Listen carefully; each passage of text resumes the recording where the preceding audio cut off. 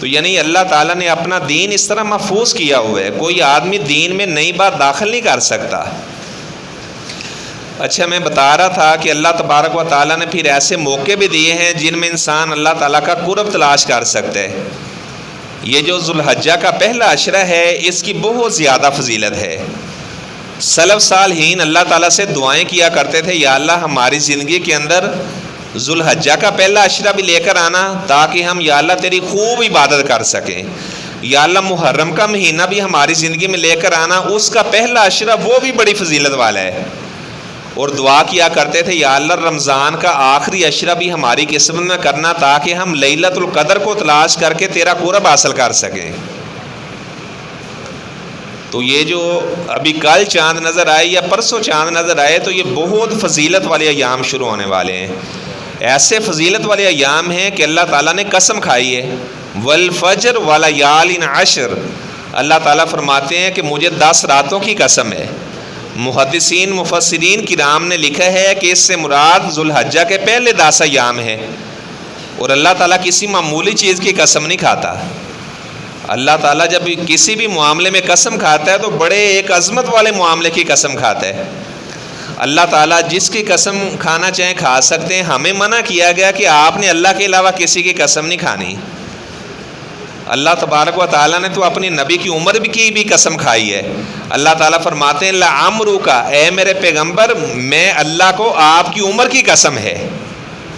اللہ تعالیٰ جس کی قسم، ایسے اللہ تعالیٰ نے والفجر، فجر کی قسم، والضحیٰ واللیل اذا سجا، اللہ تعالیٰ جس کی قسم اٹھانا چاہیں اٹھا سکتے ہیں۔ لا یسأل عما یفعل، اللہ سے سوال نہیں کیا جائے گا تو ایسا کیوں کرتا ہے، ہم سے سوال کیا جائے گا کہ آپ نے ایسا کیوں کیا ہے۔ اللہ تعالیٰ پابند نہیں ہے، ہم اللہ تعالیٰ کی مخلوق ہیں، ہم اللہ کے حکم کے پابند ہیں۔ آپ صلی اللہ علیہ وسلم نے فرمایا من کان حالفا، اگر کوئی آدمی اس نے قسم اٹھانی ہے تو اللہ کی قسم اٹھائے۔ اپنے اباء و اجداد کی قسمیں اٹھانے سے منع کیا گیا ہے۔ میں اپنے بیٹے کی قسم کھا رہا ہوں، میں اپنی امی کی قسم کھا کے کہتا ہوں، منع کیا گیا ہے۔ میں فلاں مزار کا کنڈا پکڑ کر کہتا ہوں، میں فلاں مزار میں جا کر یہ بات کہتا ہوں، ادھر جا کر میں قسم اٹھاتا ہوں، منع کیا گیا ہے۔ فرمایا کہ جس آدمی نے قسم اٹھانی ہے اللہ کی قسم اٹھائے، او لیسکت، یا وہ خاموش رہے۔ تو اگر کوئی آدمی قسم اٹھاتا ہے پھر اسے پورا نہیں کرتا، مثلا آج جمعہ ہے، کہتا ہے جی اللہ کی قسم اتوار والے دن یہ کام کروں گا، نہیں کرتا تو اسے کفارہ دینا پڑے گا۔ 10 مسکینوں کو کھانا کھلانا، یا 10 کو کپڑے پہنانا، یا غلام آزاد کرنا۔ فمن لم یجد، اگر کوئی آدمی یہ تینوں کام نہیں کر سکتا، فصیام ثلاثۃ ایام، 3 دنوں کے روزے رکھ لے۔ 7ویں پارے کا جو پہلا صفحہ ہے اس پر یہ اللہ تبارک و تعالیٰ نے قسموں کے احکامات کا ذکر کیا ہے۔ اگر ایک آدمی اس کی عادت بن چکی ہے، ہر بات پہ وہ قسم اٹھاتا ہے اللہ کی قسم ایسے ہوا، اللہ کی قسم ایسے ہوا، تو ایسی لغو قسم کا کوئی کفارہ نہیں ہے۔ اگر کوئی آدمی زمانہ ماضی کے بارے میں قسم اٹھاتا ہے، مثلا اس سے پوچھا جاتا ہے یہ آج سے 5 دن پہلے ایسا واقعہ ہوا، آپ کو پتہ ہے، حالانکہ وہ ساری اس کی تفصیل جانتا ہے، وہ کہہ دیتا ہے اللہ کی قسم میں نہیں جانتا، تو یہ یمین غموس ہے، یہ کبیرہ گناہ ہے، اس کے لیے توبہ اسے کرنا پڑے گی۔ اور جس قسم کا کفارہ ہوتا ہے اس کا فیوچر کے ساتھ تعلق ہوتا ہے۔ اچھا، ایسے اگر کوئی آدمی نظر مانتا ہے کہ اگر میرا فلاں کام ہو گیا نا تو میں یہ کام کروں گا، تو اگر وہ نظر کو پھر پورا نہیں کرتا، اچھا یہ بات ذہن میں رکھیں کہ جو اللہ نے لکھا ہوا ہے کام اسی طرح ہی ہونا ہے۔ ایک آدمی کہتا ہے میرا 4 کروڑ کسی نے دبایا ہوا ہے، اگر وہ میرا دے دیتا ہے تو میں 100 نفل پڑھوں گا، تو حدیث میں آیا کہ یہ نظر کی وجہ سے بخیل بندے کا مال نکالا جاتا ہے۔ جو عبادت میں بخیل ہوتا ہے اللہ تعالیٰ اس سے عبادت کرواتا ہے، اور جو آدمی مال خرچ کرنے میں بخیل ہوتا ہے تو نظر کے ذریعے سے اس کا مال نکالا جاتا ہے۔ ویسے فرمایا کہ جو اللہ نے لکھ دیا ہونا اسی طرح ہی ہے، اگر اس نے واپس کرنے ہیں تو اس نے واپس کر دینے، یعنی نظر کی وجہ سے ایسا نہیں ہے کہ نظر ماننے کی وجہ سے اس نے پیسے واپس کر دیے ہیں۔ تو ذو الحجہ کے جو پہلے 10 ایام ہیں، آپ صلی اللہ علیہ وسلم کے صحابی عبداللہ بن عباس، تو میں نے بتایا کہ جو قسم کا کفارہ ہے نظر کا بھی وہی کفارہ ہے۔ 10 مسکینوں کو کھانا کھلانا، یا ان کو کپڑے پہنانا، یا غلام آزاد کرنا۔ اگر یہ تینوں کام نہیں کر سکتے تو پھر اپنا 3 روزے رکھ لینا۔ کیونکہ روزے تو ایسی چیز ہے نا غریب سے غریب بندہ بھی رکھ سکتا ہے، لیکن یہ کہ اگر پیسے دینے کی گنجائش موجود ہے، وسعت موجود ہے، تو پھر روزے نہیں رکھنے، پھر پیسے ہی ادا کرنے ہیں۔ وہ 10 مسکینوں کو کھانا کھلانا ہے، اس کا کفارہ کتنا بنتا ہے؟ 1500 روپے بنے گا۔ مسکین اسے کہا جاتا ہے جس کے پاس پیسے تو ہوتے ہیں لیکن اس کے اخراجات زیادہ ہیں، پیسے تھوڑے ہیں اس کے پاس۔ یہ مسکین کی ڈیفینیشن ہے۔ ایسا نہیں ہے کہ جس کا باپ نہ اسے یتیم کہا جاتا ہے، جس کی ماں نہ اسے مسکین کہا جاتا ہے، یہ تعریف نہیں ہے اس کی۔ تو خیر میں بتا رہا تھا ذوالحجہ کے جو پہلے 10 ایام ہیں، آپ صلی اللہ علیہ وسلم نے ارشاد فرمایا، صحیح بخاری کی روایت ہے، عبداللہ بن عباس رضی اللہ تعالیٰ عنہ راوی ہیں، آپ کے چچا کا نام عباس تھا، آپ کے 10 چچا تھے، 2 نے کلمہ پڑھا۔ ایک آپ صلی اللہ علیہ وسلم کے چچا حضرت حمزہ رضی اللہ تعالیٰ عنہ، اور آپ صلی اللہ علیہ وسلم نے ان کو سید الشہداء قرار دیا ہے۔ جب ان کا مسئلہ کر دیا گیا تو آپ صلی اللہ علیہ وسلم آئے تو بڑے آپ غمزدہ ہوئے۔ آپ نے فرمایا کہ میرا دل کرتا ہے کہ میں چچا کو ادھر ہی پڑا رہنے دوں تاکہ جنگل کے درندے میرے چچا کو کھا لیں۔ قیامت والے دن جب اللہ تعالیٰ حمزہ سے پوچھے تو حمزہ کو درندوں کے پیٹوں سے جمع کیا جائے اور سارے درندے بھی گواہی دے کہ حمزہ رضی اللہ تعالیٰ عنہ کو اللہ تعالیٰ کے راستے میں جہاد کرنے کی وجہ سے شہید کر دیا گیا ہے۔ آپ صلی اللہ علیہ وسلم اپنے چچا حمزہ کی میت کے پاس کھڑے تھے تو آپ نے دیکھا کہ سامنے سے ایک عورت آ رہی ہے۔ آپ صلی اللہ علیہ وسلم کی 6 پھوپھیاں تھیں، جن میں سے حضرت زبیر بن عوام کی والدہ صفیہ رضی اللہ تعالیٰ عنہا نے کلمہ پڑھا۔ اچھا آپ نے دیکھا ایک عورت آ رہی ہے، پردہ کیا ہوا ہے، تو آپ پہچان گئے کہ یہ تو میری پھوپھو صفیہ آ رہی ہے۔ اب آپ نے سمجھا کہ صفیہ یہاں آ کر بیان کرے گی، اس طرح بیان کرے گی، روئے گی، واہ ویلا کرے گی۔ تو آپ صلی اللہ علیہ وسلم نے اس کے بیٹے زبیر کو کہا کہ جا کر اپنی امی کو منع کرو کہ وہ یہاں پر نہ آئے۔ زبیر کہتے ہیں میں گیا، میں نے اپنی والدہ صاحبہ کو، یہ زبیر بن عوام عاشرہ مبشرہ صحابہ میں سے ہیں، اور آپ نے فرمایا کہ ہر نبی کا ایک خاص حواری ہوتا ہے، میرا حواری اللہ تعالیٰ نے یہ زبیر بن عوام کو بنایا ہے۔ اچھا حضرت زبیر گئے، وہ کہتے ہیں میری والدہ صاحب آ رہی تھی تو میں نے منع کیا، میں نے کہا امی جی آپ صلی اللہ علیہ وسلم منع کر رہے ہیں کہ آپ نے وہاں حضرت حمزہ کی لاش پہ نہیں جانا۔ وہ زبیر کہتے ہیں میری والدہ کا دعوت تھی، انہوں نے مجھے ہاتھ مارا، پیچھے گرا دیا۔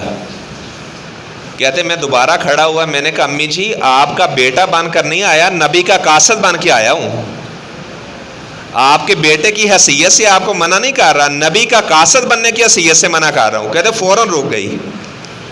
اس نے کہا بیٹا زبیر پھر آپ صلی اللہ علیہ وسلم کو بتاؤ جا کر کہ میں یہاں آ کر بیان نہیں کروں گی، میں تو وہاں آ کر اپنے بھائی کو دیکھوں گی اور میں اللہ تعالیٰ کا شکریہ ادا کروں گی کہ اللہ تعالیٰ نے مجھے ایک شہید کی بہن بنا دی ہے۔ میں تو یہ اعزاز محسوس کروں گی کہ میرے بھائی کو اللہ تعالیٰ نے شہادت کا رتبہ عطا کر دیا ہے۔ تو خیر، اور دوسرے آپ کے چچا حضرت عباس رضی اللہ تعالیٰ عنہ، آپ نے فرمایا جب حجۃ الوداع کا خطبہ دیا تو فرمایا جتنے سود کا سارے لوگوں نے جو کاروبار وغیرہ کیا ہوا تھا آج سے سارا ختم ہے، کوئی کسی سے لین دین والا آج سے معاملہ سارا میں ختم کرتا ہوں۔ آپ نے فرمایا جو میرے چچا عباس نے لوگوں سے سود لینا ہے میں اس کا بھی خاتمہ کرتا ہوں۔ اور حضرت عباس رضی اللہ تعالیٰ کا قد لمبا تھا، جب بدر والے دن وہ کافر تھے تو قیدی بن کر آئے تو جسم پر کپڑے نہیں تھے۔ آپ نے فرمایا کہ اگر کوئی آدمی کپڑے دے دے تاکہ میرے چچا کو وہ کپڑے پہنا دیے جائیں، تو عبداللہ بن ابی جو منافق تھا اس کا کرتا لے کر آپ نے اپنے چچا کو پہنایا، اور آپ صلی اللہ علیہ وسلم نے اس کا بدلہ دینے کے لیے جب عبداللہ بن ابی منافق مار گیا، اس کے بیٹے نے کہا کہ میرے والد کا جنازہ پڑھائیں، تو آپ صلی اللہ علیہ وسلم نے فرمایا چلو جنازہ بھی پڑھاؤں گا۔ جب قبر میں اتار دیا گیا تو فرمایا کہ عبداللہ اس کو نکالو باہر۔ آپ صلی اللہ علیہ وسلم نے اپنا کرتا اتار کر عبداللہ بن ابی منافق کو پہنایا، اور آپ نے اس کا بدلہ دیا جو اس نے آپ کے چچا حضرت عباس کو کرتا پہنایا تھا۔ لیکن خیر جب جنازہ پڑھ دیا گیا واپس آئے، فرمایا عبداللہ، اس کا بیٹا صحابی تھا عبداللہ، فرمایا عبداللہ یار تو راضی رہے یا ناراض رہے، میں نے جنازہ بھی پڑھا دیا ہے، اپنا لعاب بھی تیرے باپ کے منہ میں ڈالا ہے، اپنا کرتا بھی پہنا دیا ہے، لیکن جیسے میں تیرے باپ کی قبر سے ہٹاؤں تو اللہ نے تیرے باپ کی قبر کو آگ سے بھر دیا ہے، اللہ نے کہہ دیا کہ میں نے اسے معاف نہیں کرنا۔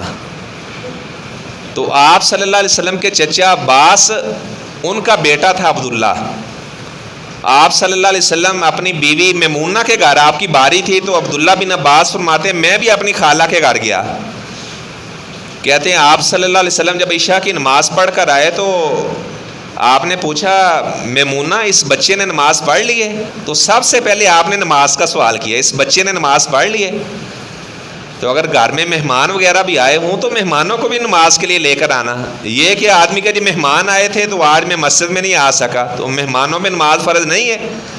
آپ صلی اللہ علیہ وسلم نے آتے ہی سب سے پہلا سوال کیا، فرمایا میمونہ یہ آپ کا بھانجا سویا ہوا ہے، اس نے عشاء کی نماز پڑھ لی ہے؟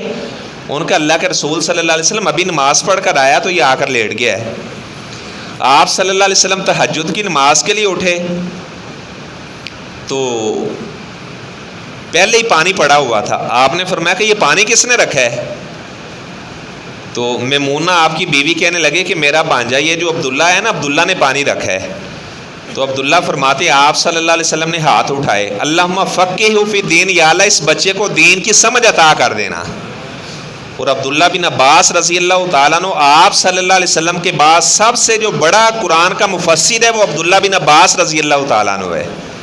اللہ تعالیٰ نے ایسا ان کو فہم اور عقل اور دانائی سے نوازا تھا. جب وفات پائی تو صحابہ کہتے ایک پرندہ آیا، وہ عبداللہ بن عباس کے کفن میں داخل ہو گیا. کہتے ہم بڑا حیران ہوئے. کہتے پھر ہمارے ذہن میں آیا کہ اللہ کا نیک بندہ تھا یہ، تو ہم نے دوبارہ کفن سے دیکھا نہیں کہ وہ پرندہ کہاں چلا گیا یا کیا معاملہ ہے. کہتے سفید کلر کا پرندہ تھا، ہم نے عبداللہ کو اسی طرح قبر میں اتار دیا.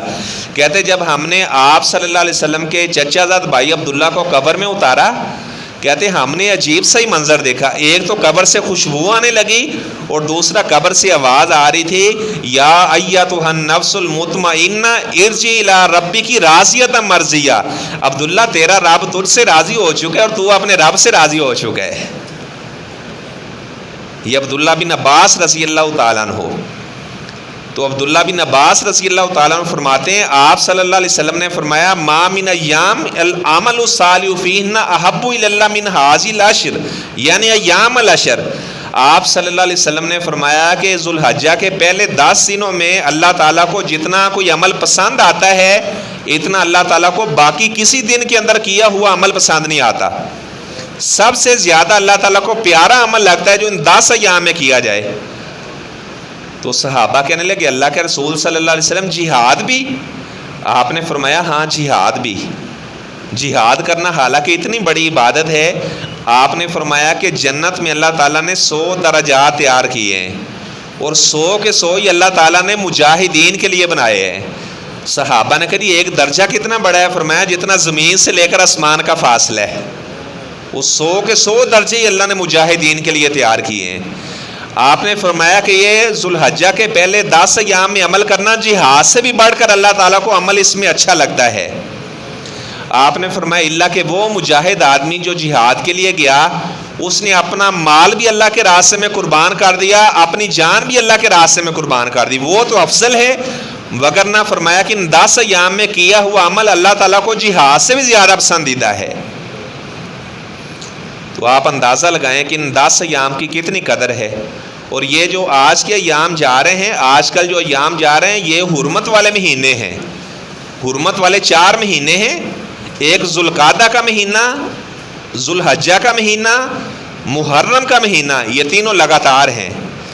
یہ ذوالحجہ کا مہینہ کل پرسوں شروع ہونے والا ہے، اس کے بعد محرم کا مہینہ آ جائے گا، یہ حرمت والے مہینے ہیں. اور ایک رجب کا مہینہ، یہ حرمت والے مہینے ہیں. اگر کوئی آدمی ان دنوں میں ان مہینوں میں گناہ کرتا ہے تو اس کا گناہ زیادہ لکھا جائے گا. یعنی وقت کے بدلنے سے، جگہ کے بدلنے سے نیکی اور گناہ کی کیفیت میں فرق آ جاتا ہے. ہم یہاں پہ نماز پڑھیں گے جماعت کے ساتھ 27 نمازوں کا اجر ملے گا. بیت اللہ میں ایک نماز جماعت کے ساتھ پڑھیں تو 1,00,000 نماز کا اجر ملے گا. مسجد نبوی کے اندر ایک نماز جماعت کے ساتھ پڑھیں 1,000 نماز کا اجر ملے گا. مسجد قباء میں جا کر 2 رکعت ادا کریں تو عمرے کا ثواب ملے گا. مسجد اقصیٰ کے اندر جا کر 2 رکعت ادا کریں تو 500 نمازوں کا اجر ملے گا. جگہ بدل گئی تو نیکی میں اضافہ ہو گیا ہے.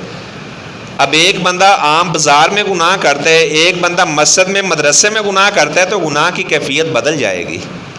ایسے اس طرح اگر وقت بدل جائے تو گناہ کی کیفیت بدل جاتی ہے. ایک بندہ عام دنوں میں گناہ کرتا ہے اور ایک حرمت والے مہینوں میں گناہ کرتا ہے، اس کا گناہ زیادہ لکھا جائے گا. تو یہ حرمت والے مہینے، ان میں آپس میں پیار محبت سے رہنا، لڑائی جھگڑے سے بچنا، جھوٹ بولنے سے بچنا، غیبت سے بچنا، نماز کی پابندی کرنا. اچھا پھر ان ایام میں کون سے ایسے عمل کیے جائیں جو مستحب اعمال ہیں؟ تو سب سے پہلے اگر تو وسعت موجود ہے تو حج کرنا جا کر. لیکن آج کل تو میرا خیال پابندی ہے، کوئی اتنے زیادہ حاجی حج پہ نہیں جا رہے، تو حج کرنا. آپ صلی اللہ علیہ وسلم نے فرمایا کہ جو ایک عمرہ اور دوسرے عمرے کے درمیان جتنے آدمی سے گناہ ہوتے ہیں، آدمی نے عمرہ کیا ہے اس کے بعد دوبارہ سال بعد عمرہ کرنے گیا ہے، درمیان میں جتنے گناہ ہوئے ہیں اللہ تبارک و تعالیٰ دوسرا عمرہ کرنے کی برکت سے معاف فرما دیتے ہیں. اور جب کوئی آدمی حج کرنے کے لیے جاتا ہے تو آپ صلی اللہ علیہ وسلم نے فرمایا واپس آتا ہے تو کہا جاتا ہے فرشتوں کو یہ ایسے جا رہا ہے جس طرح ماں کے پیٹ سے آج ہی باہر آیا ہے. سارے گناہ معاف ہو جاتے ہیں.